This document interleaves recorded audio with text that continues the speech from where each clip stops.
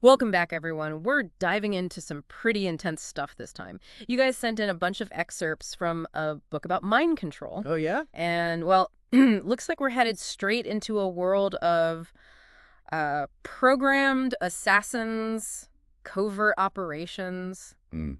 all that cloak and dagger stuff. It's a bit unsettling, to be honest. Yeah, I can see why you'd say that. Mm. It's definitely a topic that gets under your skin, especially when you consider the context, right? We're talking about the Cold War, that era of intense paranoia about communism. Right. And at the same time, behaviorism was having its moment in psychology.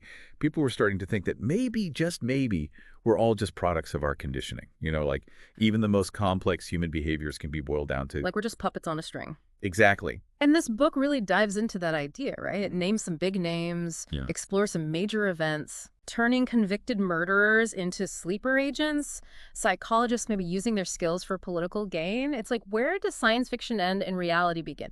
So how does this book even try to explain how mind control could even be possible? Like, where does it start? Well, it starts with the basics. Classical and operant conditioning. Pavlov's dogs. Skinner's boxes. Right. So Pavlov's dogs drooling at the sound of the bell, even if there's no food. And Skinner training pigeons to, like, do all these crazy tricks. Yeah, exactly. So the book basically says, look, these principles were discovered with animals, right? Okay. But what if, it asks, what if we apply these same principles to humans? That's a pretty big jump, don't you think? From pigeons pecking at buttons to controlling a person's mind. It is, and the book knows that. But then it throws in this example, and this one's really chilling. Dr. John B. Watson, the little Albert experiment. Oh, yeah, the one where he made that poor baby afraid of everything white and fluffy. Exactly. He kept pairing a white rat with this loud, scary noise. Like conditioning him to be afraid. Right. And it worked. Little Albert became terrified of anything that even looked like a white rat. But here's the kicker. The book quotes Watson from that time, and this is what he said, quote, "Give me the baby, and I'll make it climb and use its hands in constructing buildings of stone or wood. I'll make it a thief, a gunman, or a dope fiend." I mean, the arrogance of that statement is, wow. But also, like, does he really think we're all just blank slates? What about free will? Right, like are we all just puppets dancing to the tune of our environment? And, like, was that experiment even ethical, even back then? Oh, absolutely not. It raises some huge ethical questions. And it's interesting because those same questions are still relevant today. Think about all the ways we're bombarded with messages, with advertising, with social media algorithms. Oh, yeah, for All these things trying to influence what we buy, what we believe, how we vote. So maybe we are all just more complex versions of little Albert, just reacting to all these stimuli. It's a bit unnerving when you think about it that way. But anyway, the book goes even further than just basic conditioning. It starts talking about aversion therapy, Yeah. desensitization, the more hardcore stuff. Right, and it says those techniques were used in military programs. Yeah. Aversion therapy, basically, they pair undesirable behavior with something really unpleasant, like an electric shock. I see, so like make them scared to do the wrong thing. Exactly. And desensitization, that's the opposite, right? Like expose them to their fear over and over until they're not scared anymore. Right. So you can kind of see how you could use both of those to mold someone's behavior, right? Make them the perfect soldier, or maybe even something more sinister. It's starting to sound less like science fiction now. Right. And then the book goes on to talk about hypnosis and drugs being added into the mix, especially for, training assassins. It's pretty wild. Yeah, which brings us to this guy, Lieutenant Commander Thomas Nerut, a Navy psychologist making some pretty bold claims at a NATO conference, no less. This is where it gets really interesting. The book talks about how Naruk claimed that the U.S. Navy was using these mind control techniques to train assassins. These assassins would be embedded in embassies all over the world, just waiting for the order to kill. Wow. Did he have any proof? Well, that's the thing. Later, Naruk backtracked, said he was just speaking theoretically. So was he forced to retract his statement or something? Who knows? Maybe he was exaggerating from the start. The book leaves it open. It's like, what was really going on behind the scenes? Makes you wonder, doesn't it? And this is just the beginning. The book goes on to talk about specific cases, people who are supposedly living proof that these programs weren't just theoretical. Okay, before we jump into that, I need to refill my coffee. This is intense. All right, I'm back and ready to dive into these cases. Let's talk about these alleged assassins. Where do we even begin? The book focuses on two guys in particular, Luis Angel Castillo Okay. and James Earl Ray. Their stories are... Oh, yeah, Castillo. Wasn't he arrested in the Philippines? Yeah, for allegedly plotting to assassinate President Marcos. Right, right. But I remember it was his supposed connection to the JFK assassination that really got people talking. Exactly. The book recounts Castillo's claim that he was, get this, hypno-programmed to kill a man in an open car in Dallas. On November 22nd, 1963. That's the one. I mean, come on. He didn't actually say it was JFK, but come on. The details kind of speak for themselves, though, don't they? Yeah, it's pretty clear what he meant.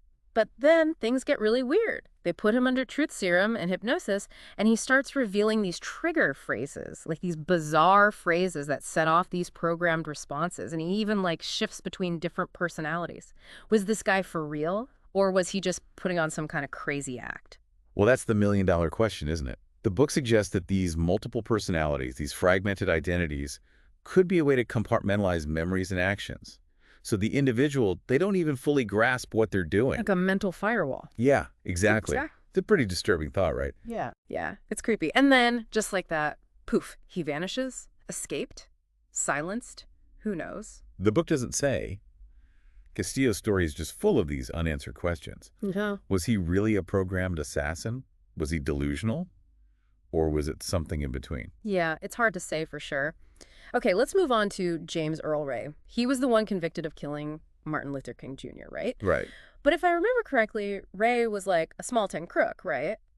How does a guy like that end up assassinating one of the most important figures in American history? Well, that's the question that's fueled so much of the skepticism around Ray's case. And the book definitely plays into that skepticism. I mean, the official story is that he acted alone, a lone wolf, but there are so many inconsistencies. Like what? Like the fact that Ray had a history of leaving a trail. Mm-hmm. Not exactly the mark of a master assassin. Almost like he wanted to get caught. Yeah, exactly. And then there's the rifle, supposedly the murder weapon. Right. But they never actually found any physical evidence that it was fired from Ray's rooming house. Wait, so how do they know he even used that rifle? That's the thing. The book suggests it could have been planted. You know, a classic frame job. Okay, I see where the conspiracy theories are coming from now, but what about Ray's state of mind? The book mentioned he had all these books on hypnotism.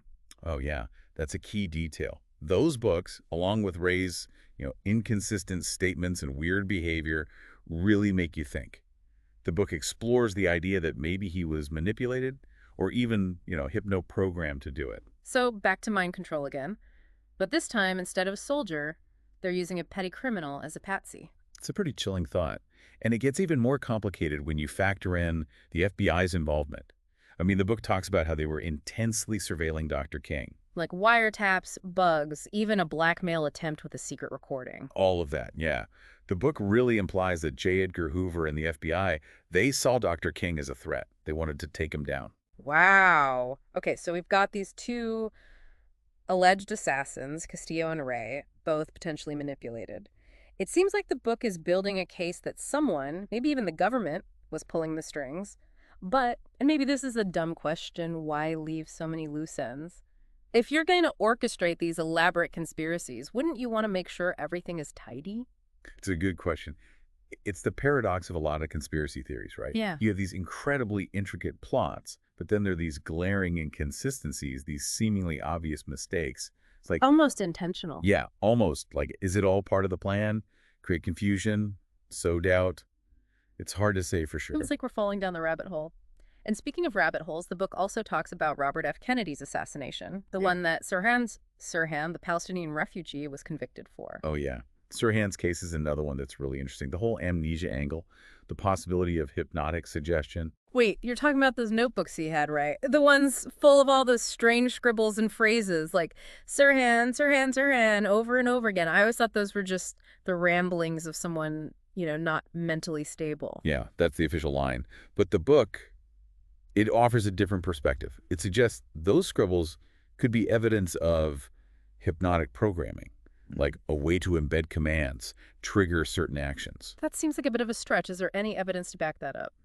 Well, the book talks about this guy, Dr. Bernard Diamond, a well-known hypnotist.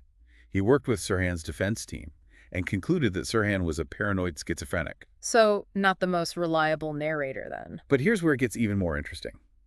The book brings in another expert, Dr. Edward Simpson, who actually disputed Diamond's diagnosis. Okay. Simpson argued that Sirhan's behavior, his suggestibility under hypnosis, his history of self-hypnosis, it all pointed to something else entirely.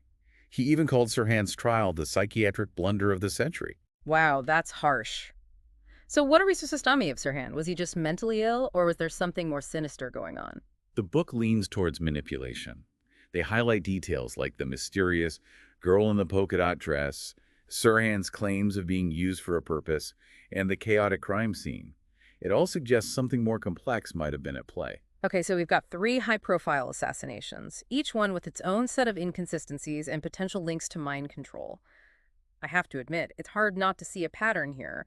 But if these really were all elaborate conspiracies, who is behind them and why? That's the question that hangs over all conspiracy theories. Who benefits?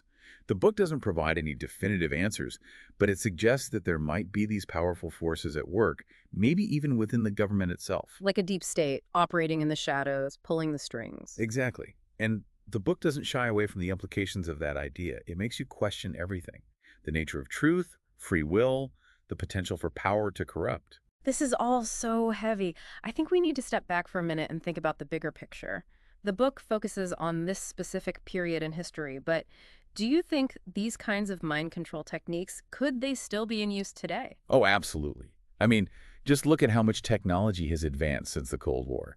If those techniques were even remotely possible back then, imagine what they could do now with our understanding of neuroscience, AI, behavioral psychology. That's terrifying. It is. We're talking about potentially manipulating people's thoughts, beliefs, even actions, and they never even know it.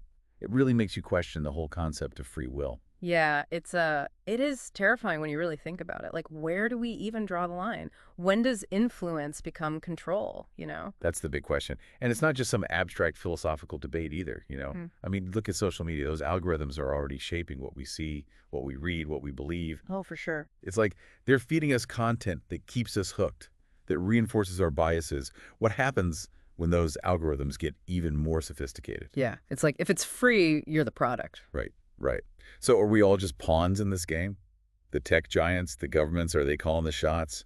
It's scary stuff. And the book, it doesn't really give us any easy answers, does it? Not really. Yeah. But it makes us ask the tough questions, like if these techniques are being used today, how do we protect ourselves? How do we even know it's happening? It's like, how do you fight an enemy you can't even see? Yeah, Yeah. exactly.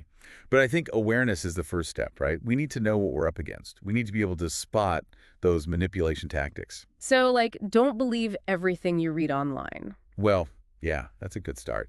Be skeptical. Yeah. Question everything, especially anything that seems designed to push your buttons. Okay, so, like, watch out for emotional language, biased information, echo chambers. Exactly. Think of it like mental self-defense. We need to train our minds to be resilient, to resist those manipulation attempts. So how do we do that? Where do we even begin? Well, for one, diversify your information sources. Don't just get your news from one place. Look for different perspectives, even ones you disagree with. Okay, so, like, read different news sites, talk to people with different views. Exactly. And be willing to question your own assumptions. Engage in those difficult conversations. It's not always comfortable, but it's important. So it's all about critical thinking, really using our brains, not just letting other people do the thinking for us. Exactly. That's our best defense, whether it's advertisers, politicians, or anyone else trying to mess with our minds. This has been a wild ride. I mean, from the history of mind control to, like, the possibility that it's happening right now. It's a lot to take in. But I think the big takeaway for me is this. Our minds are vulnerable. We need to be careful out there. Absolutely. And like you said, the book focuses on a specific time, but these questions, they're timeless, especially now with all the technology, all the information overload. Yeah, it's like the battle for our minds. It's never really over, is it? Nope. And we all have a part to play in protecting our freedom of thought. On that note, I think I need to go unplug for a while, give my brain a rest. It has been a lot. Thanks for joining us on this deep dive, everyone. It's been my pleasure. And remember, stay sharp out there.